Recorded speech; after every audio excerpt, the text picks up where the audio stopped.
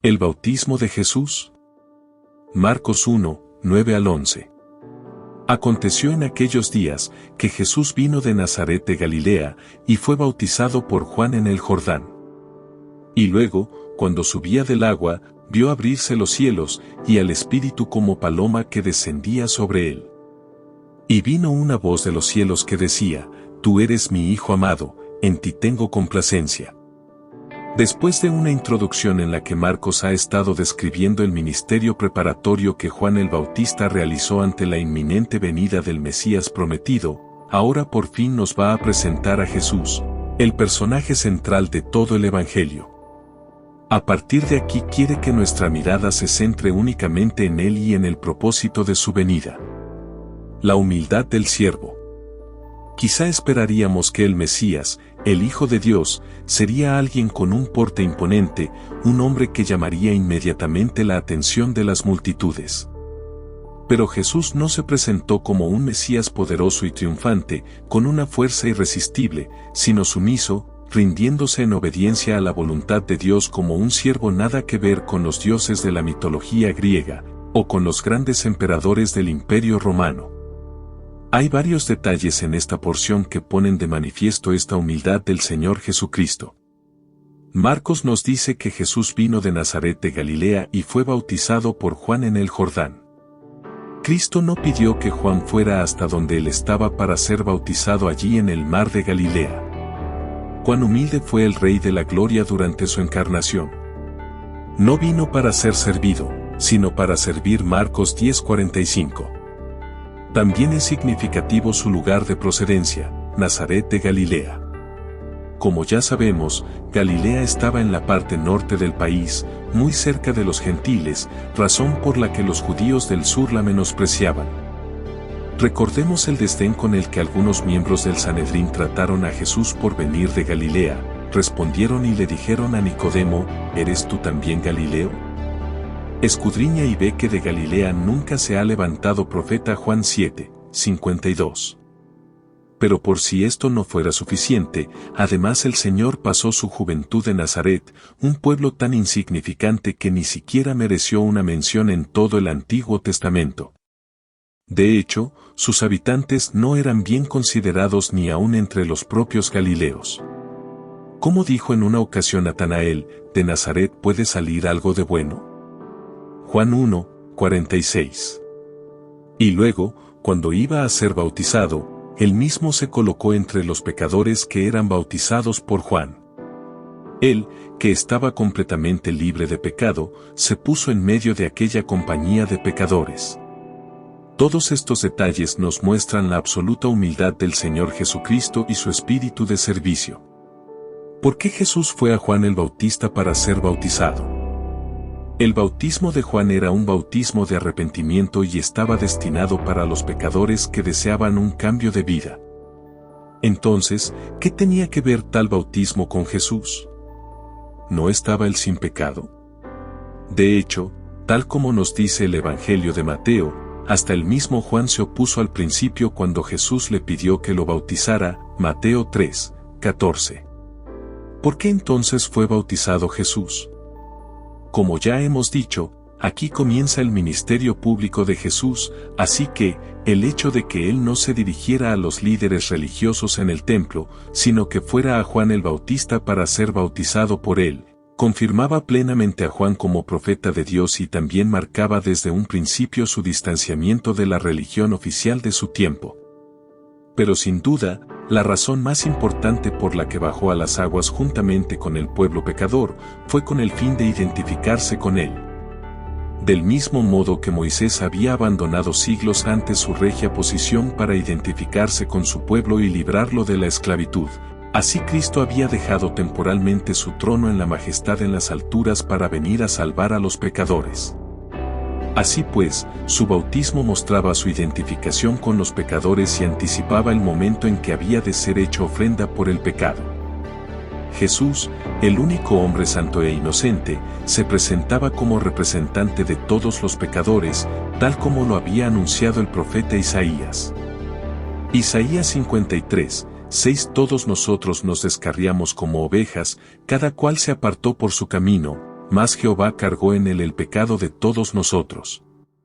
Podemos decir que este fue el primer paso de un camino que le conduciría hasta la cruz.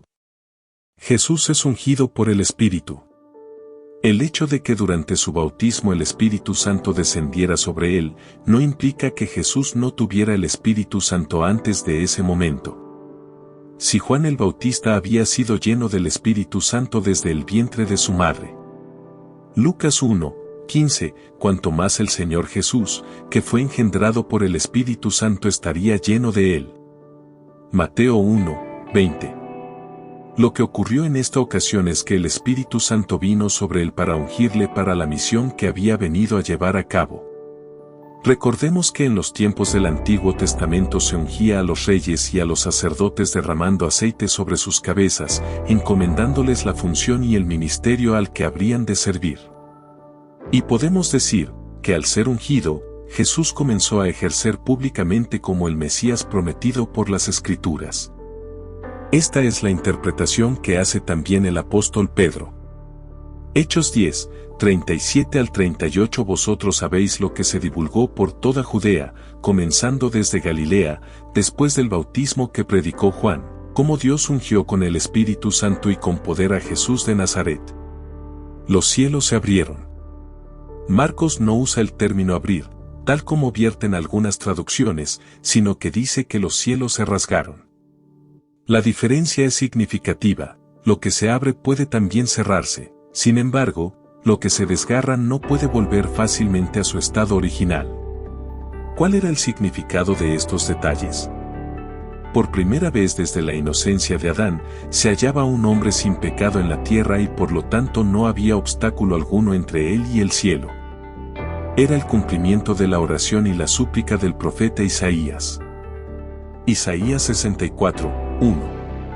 Oh, si rompieses los cielos, y descendieras. La petición de Isaías se basaba en el hecho de que el cielo cerrado era señal de la ira de Dios contra la humanidad pecadora. Deuteronomio 11:17. Primera de Reyes 8:35. Segunda de Crónicas 6:26 y 7:13 en Lucas 4:25. Pero con Cristo, la bendición de Dios volvía a este pobre mundo. Por otro lado, el evangelista nos indica que los hechos estaban ocurriendo en el río Jordán y no hemos de olvidar que para cualquier judío el Jordán era mucho más que un río. Para ellos representaba la frontera entre el desierto y la tierra prometida. En la antigüedad, en los tiempos de Josué, Dios abrió las aguas del río Jordán para que su pueblo pudiera entrar a la tierra prometida. Josué 3:7 al 17. Sin embargo, ahora en la presencia del Mesías, lo que se abre no son las aguas del Jordán, sino los mismos cielos, mostrándonos con ello que Él había venido para introducirnos en nuestra verdadera herencia celestial. Por lo tanto, los cielos fueron abiertos en dos direcciones. Por un lado, los cielos se abrieron para que el Hijo de Dios descendiera a este mundo para salvar a la humanidad, pero como resultado de su obra, también conseguiría que los cielos se abrieran para que los hombres que confíen en Él puedan llegar hasta la misma presencia de Dios en su gloria. El Espíritu Santo en forma de paloma. ¿Por qué la tercera persona de la Trinidad fue representada en forma de paloma? Tal vez con el objeto de dar a entender la pureza, bondad, serenidad y gracia, características que identifican al Espíritu Santo. Tanto la opinión popular como las Escrituras asocian estas cualidades con la paloma. Salmo 68, 13 Cantares 6, 9 Mateo 10, 16. En el Antiguo Testamento Dios se presentaba como águila. Éxodo 19, 4. Deuteronomio 32, 11.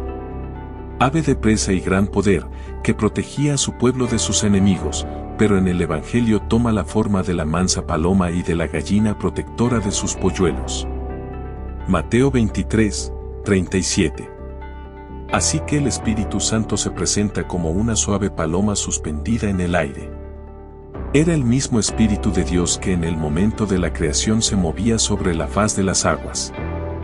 Génesis 1, 2. Ahora se presenta nuevamente para dar comienzo a una nueva creación. Pero en esta ocasión desciende sobre un hombre, no sobre el vacío amorfo, lo que sugiere que Dios pretendía transformar, hacer algo nuevo con la humanidad. La voz del Padre: tú eres mi Hijo amado, en ti tengo complacencia. Como hemos visto, Jesús se presentó juntamente con los pecadores para ser bautizado. Sin embargo, Él no era un pecador, y esto es lo que vino a confirmar el Padre desde el cielo por medio de esta declaración. También sirvió para proclamar el amor inefable y maravilloso que había existido entre el Padre y el Hijo por toda la eternidad. Además, el lenguaje de Marcos nos recuerda otras porciones del Antiguo Testamento. En Isaías 42, 1. Vemos al Mesías como un siervo sobre el que Dios ha puesto su espíritu y en quien tiene su contentamiento.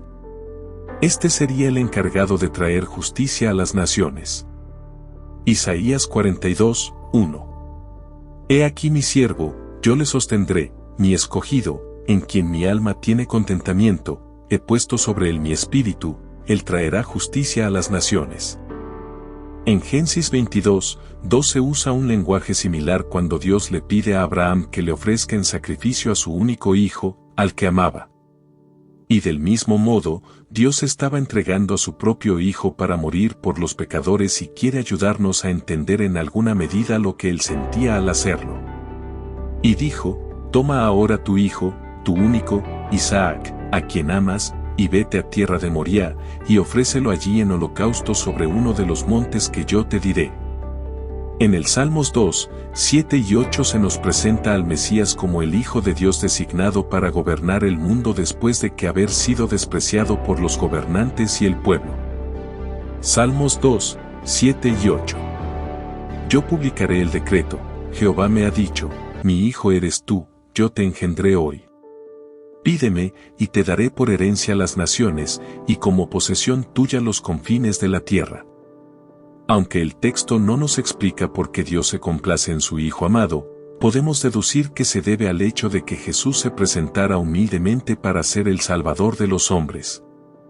Esto agradaba al Padre, que por su parte anunciaba su plena aprobación a la misión del Hijo de buscar y salvar a los que estaban perdidos, y le aceptaba como el mediador, el sustituto y el fiador del nuevo pacto. Conclusión. La obra de la redención es la del Trino Dios. El Padre la ordenaba y aprobaba. El Hijo llevaba a cabo la obra. El Espíritu Santo investía o ungía al siervo. Cristo se ofreció a sí mismo como el siervo y fue aceptado por el Padre. Cristo es un ejemplo de consagración personal. Obediencia al Padre. Compromiso con el reino de Dios. Humillación personal. Vida en la plenitud del Espíritu Santo. Preguntas. 1. ¿Por qué cree que los 4 evangelistas dejan constancia del bautismo de Jesús? 2. ¿Por qué fue Jesús para ser bautizado por Juan el Bautista? 3. ¿Por qué el Espíritu Santo descendió sobre Jesús en su bautismo? 4. ¿Cree que hay alguna relación entre el hecho de que los cielos se abrieran cuando Jesús fue bautizado y que el velo del templo se rasgara cuando Jesús murió en la cruz? Razone su respuesta. 5. Explique la presencia de cada una de las 3 personas de la Trinidad en este pasaje. Gracias por ver nuestro video. Si disfrutaste de este contenido y quieres ver más videos como este, no olvides suscribirte a nuestro canal Animatufe.